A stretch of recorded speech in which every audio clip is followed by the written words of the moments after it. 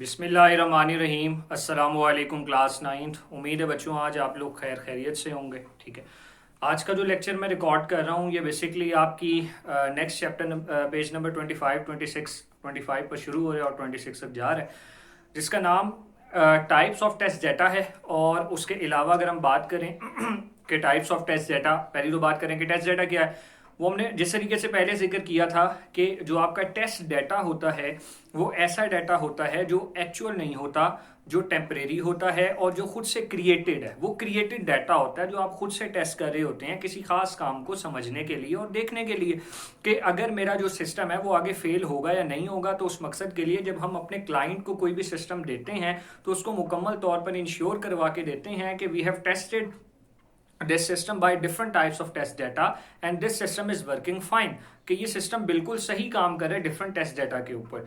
तो लिहाजा इसमें वो यही बात कर रहे हैं कि creation of proper and sufficient test data is the key activity in order to improve the and check the quality. के क्वालिटी को चेक और इम्प्रूव, कभी कभार ऐसा होता है कि क्वालिटी चेक करनी होती है, कभी कभार ऐसा होता है कि क्वालिटी को इम्प्रूव करना भी ज़रूरत होती है कि क्वालिटी बेहतर होनी चाहिए। ठीक है, तो उस मकसद के लिए भी हम टेस्ट करते हैं। अब बात करें कि टाइप्स ऑफ टेस्ट डेटा क्या है, कितनी इसकी हैं टाइप्स ऑफ टेस्ट डेटा। आपको बहुत अच्छे अंदाज में इंशाल्लाह पता होगा अल्हम्दुलिल्लाह।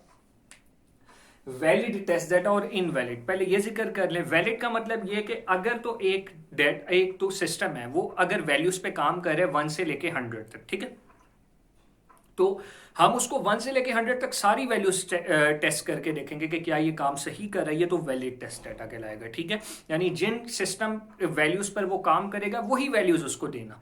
तो ये क्या कहलाता है, ये वैलिड टेस्ट डाटा। ये बहुत ज्यादा जरूरी है। सबसे पहले ये हम सारा काम करते हैं।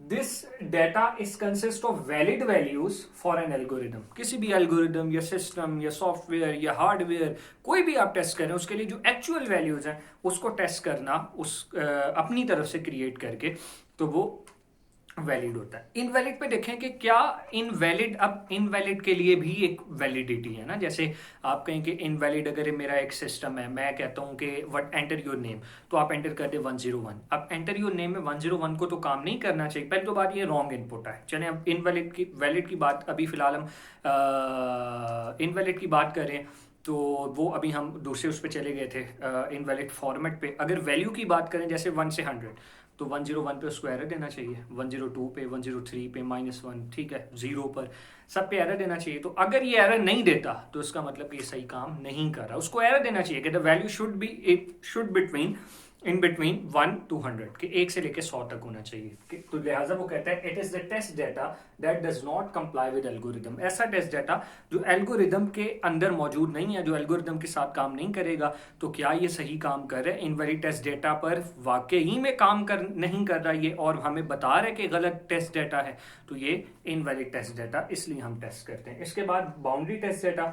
This section is tested with extreme values. अक्सर ऐसा होता है कि 1 से लेके 100 है ना, तो एक्सट्रीम वैल्यूज 1 से 90 तक तो काम करता है सही, लेकिन एक्सट्रीम वैल्यूज पे मसला करना शुरू करे तो एक्सट्रीम वैल्यूज जो बाउंड्री वैल्यूज हैं 100 है, 99 है, इस तरीके की वैल्यूज के ऊपर भी हम काम करके देखते हैं कि क्या बाउंड्री वैल्यूज पे काम कर रहा है कि नहीं। ऐसा बहुत कम होता है कि कोई वैलिड टेस्ट डेटा पे काम करे लेकिन बाउंड्री पे ना करे। अगर वो वैलिड पे कर रहा है तो इट्स मीन कि बाउंड्री पे काम कर रहा है। ठीक है, इसके बाद रॉन्ग डेटा फॉर्मेट। ये इनवैलिड और रॉन्ग डेटा तकरीबन थोड़े रिलेट कर रहे हैं। जो इनवैलिड है इसका मतलब ये कि अगर 1 से 100 वैल्यूज है तो आप वैल्यू से ऊपर ले रहे हैं। इनवैलिड का मतलब ये फॉर्मेट अलग। जैसे मैं कहता हूँ एंटर योर नेम, अब आप 101 लिख रहे हैं, मैं कहता हूँ एंटर अ नंबर, आप लिख रहे हैं अली रजा अपने नंबर के अंदर। अब ये जो चीजें हैं ये इनवैलिड फॉर्मेट्स हैं, रॉन्ग फॉर्मेट्स हैं, वैल्यूज नहीं है, रॉन्ग वैल्यूज नहीं है, रॉन्ग फॉर्मेट है। तो देखेंगे कि क्या रॉन्ग। अब मैं जब भी अपने मोबाइल का डायल पैड निकालता हूं तो उसके ऊपर फौरन एबीसी तो आती ही नहीं है, मैं तो लिख ही नहीं सकता एबीसी। तो यही चीजें हमने टेस्ट करके देखनी होती हैं कि क्या ये रॉन्ग इनपुट्स पर बता रहे हैं हमें कि हाँ ये रॉन्ग इनपुट है।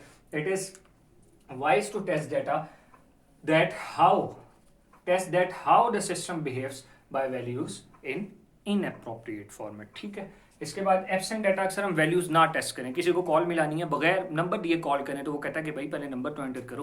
तो इसी तरह हम इसमें भी यही करेंगे। It is also need to test system by providing less number of required inputs, के जो भी आपके इनपुट्स हैं वो आप देखें, कम कम प्रोवाइड करें, 2 है तो 1 करें, 1 है तो कोई ना करें, 5 है तो 4 करें।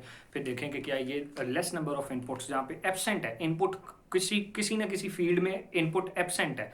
फील्ड का मतलब कि भाई अगर आपने अपना नाम और रोल नंबर एंटर करना है तो 2 फील्ड्स हैं, ठीक है, तो 2 फील्ड्स में किसी में इनपुट ना दें, एब्सेंट कर दें, तो देखते हैं कि क्या आप बता रहे हैं कि हाँ there should be an input, there should be a value, क्या ये बता रहा है। तो इस चीज़ को कहते हैं कि ये आपका एब्सेंट टेस्ट डाटा के ऊपर कैसे काम करता है। तो ये टेस्ट करना बड़ा ज़रूरी होता है, ठीक है। उम्मीद है बच्चों यहाँ तक आपको बात समझ आ गई होगी। जो आपकी बुक में चैप्टर पेज नंबर 25-26 पर जितनी भी टेस्ट डाटा की टाइप्स हैं उसको कंप्लीट याद करेंगे, कोई मुश्किल नहीं है। उसकी कुछ हिस्सा तो मैंने बोर्ड पे लिखा हुआ है और उसके अलावा जितनी भी बातें वही हैं जो मैंने बताई हैं आपको। उम्मीद है बात आपको समझ आ गई होगी। अपना ख्याल रखें, अल्लाह हाफिज़।